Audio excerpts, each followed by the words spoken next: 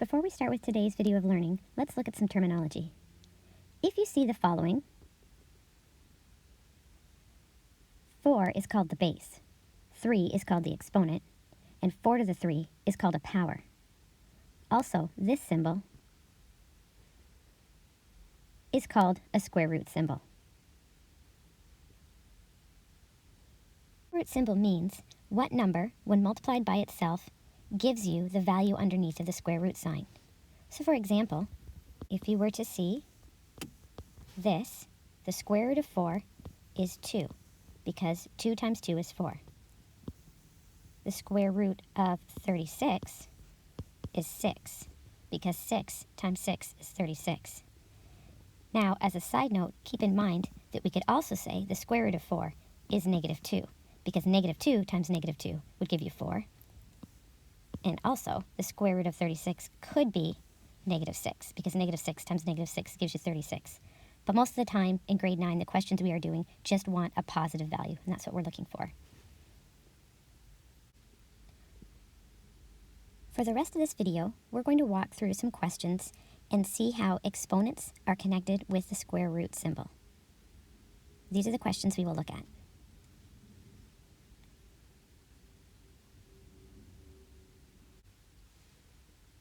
If we're asked to expand x squared, we can think back to our learning in elementary school and imagine what x squared looks like. Here we have a square, x squared. And if we have a square where every side is the same length, but we don't know which each side length is, we know that the side lengths will be described as x and x.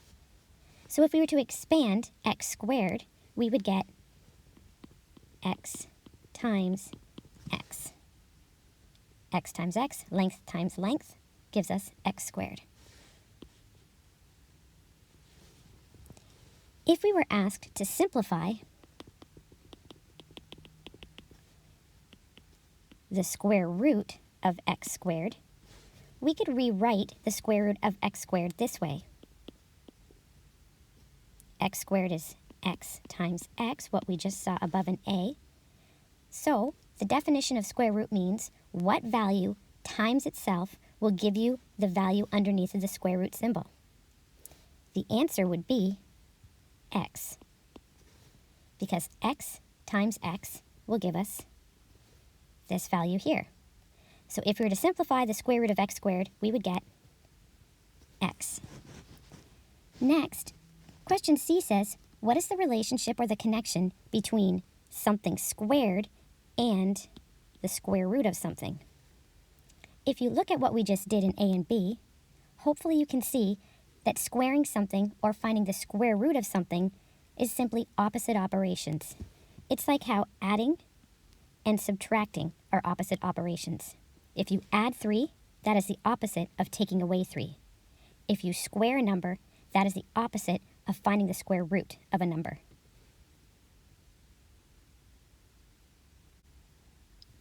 Question D asks us to expand x squared times x squared, and you'll notice that I replaced the times symbol of an x with a dot. You can also write it this way. These mean the same thing.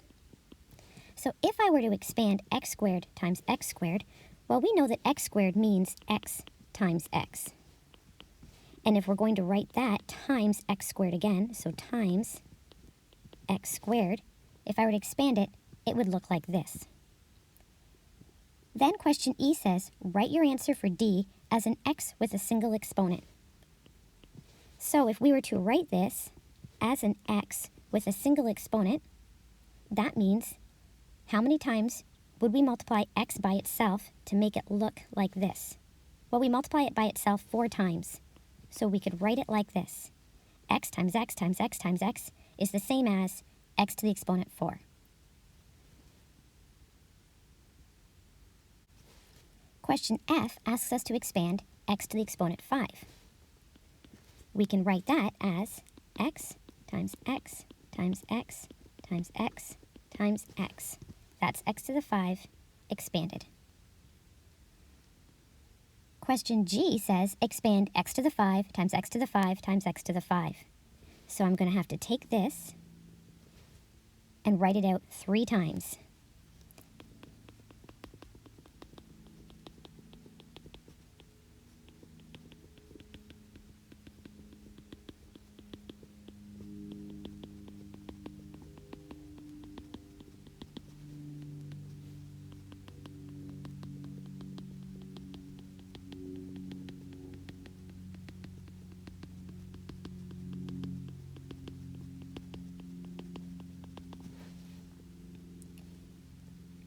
Question H says, write your answer for G as an x with a symbol exponent.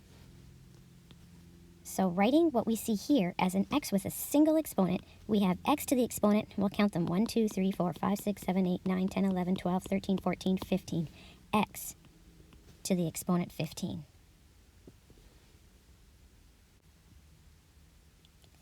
Question I asks, when you multiply variables with the same base, so here are variables, x is an unknown, that's called a variable. So when you multiply variables with the same base, and they're all x's here, what can you do with the exponents? So what we saw from the last example was, here's our first x to the 5, here's our second x to the 5, here's our third x to the 5. When you multiply them all together, if they have the same base, you can simply add the exponents. Each of these x's have an x to the exponent 1 there. So essentially, we are adding each individual 1 together, or you can simply add the 5s, and you get x to the 15. So if you have the same base, and you're multiplying powers together, you can add the exponents.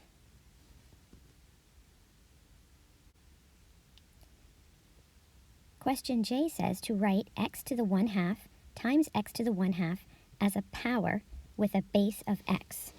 So we want to have a base of x, and we want it to be one single power. So we're essentially simplifying.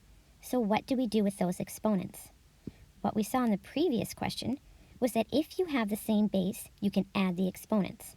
So if we add 1/2 plus 1/2, the denominators stay the same, and we add the numerators, we get x to the 2 over 2, and x to the 2 over 2, 2 divided by 2 is 1, which is the same as just writing x. If you don't see anything up here, that means that the value is a 1.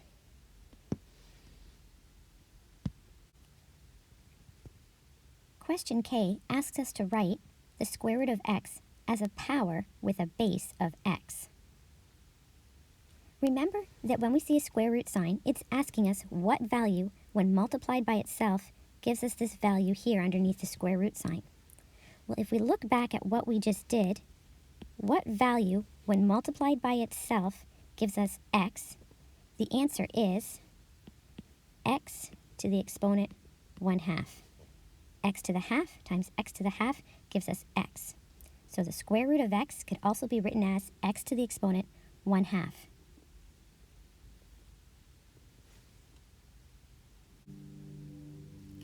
Question L asks, based on your answer for K, where does square root fit in with our Bedmes order of operations? Well, since we now know that the square root of x is the same as x to the exponent 2, we can see that exponents and square roots are connected. So when we're doing Bedmes questions, if there is a square root symbol, we deal with it at the same time as when we are dealing with exponents. They're connected, they're the same. So we'll do brackets first, and then exponents and square roots. Then we do dividing and multiplying, whatever comes first from left to right, and then we do adding and subtracting, whichever comes first from left to right.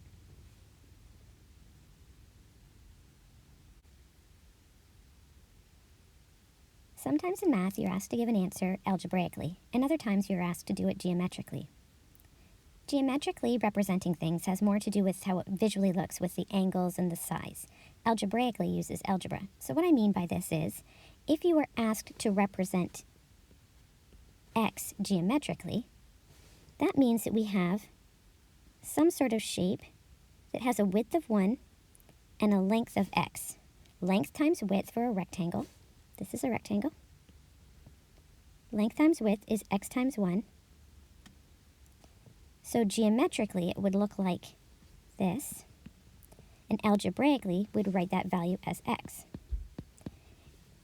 If you were asked to represent x squared geometrically, you would have a shape that has a length of x and a width of x. X times x.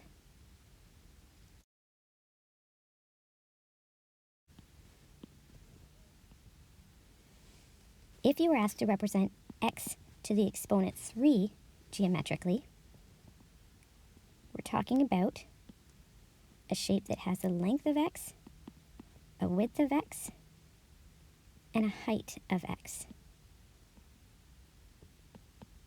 So we have a cube.